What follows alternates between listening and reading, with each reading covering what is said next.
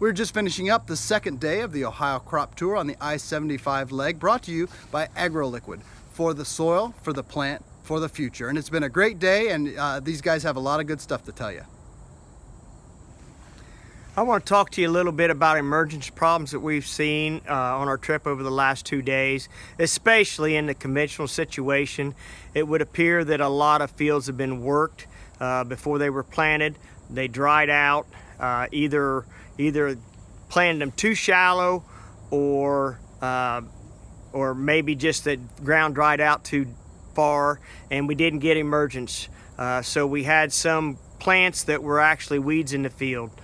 We had some missing spots. We had lots of gaps and spaces, and as you all know, we really need to get that corn down between 1.5 inches and 2.5 inches deep. I came from Van Wert County, pretty used to just sprawling, Paulding, Van Wert County, lots of wide open spaces, lots of area, and wide open farm ground. Come down here to Warren, Montgomery, and Butler County. Not the case. Kind of was blown away by these large farms that are literally right up against, urban sprawl, housing developments. They have to deal with traffic, neighbors with, herbicide issues, insecticide issues. It's amazing to me. It's two different worlds. Hi, I'm Dan Utrick from Warren County. I get to talk about yields, which, they've talked about diseases and seed emergence and different things. And through all the things we've gone through, the yield has been unbelievably, surprisingly good. I think the crop report and the report that just came out that gave the high yields, I think Ohio's going to be right there.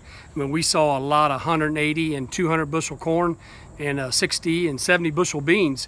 And even when we went up far north where they talked about how bad it wasn't as bad as what we possibly thought it could be. So in general, the yields were tremendous.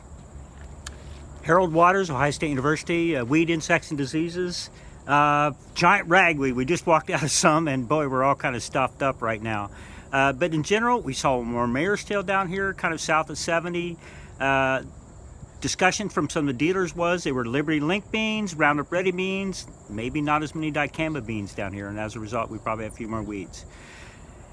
Diseases, frog eye, more frog eye, and gray leaf spot. It seemed like we kind of could increase the numbers on that. Most of them got sprayed, but still a bunch of it out there. Diseases, insects, stink bugs down here south of 70.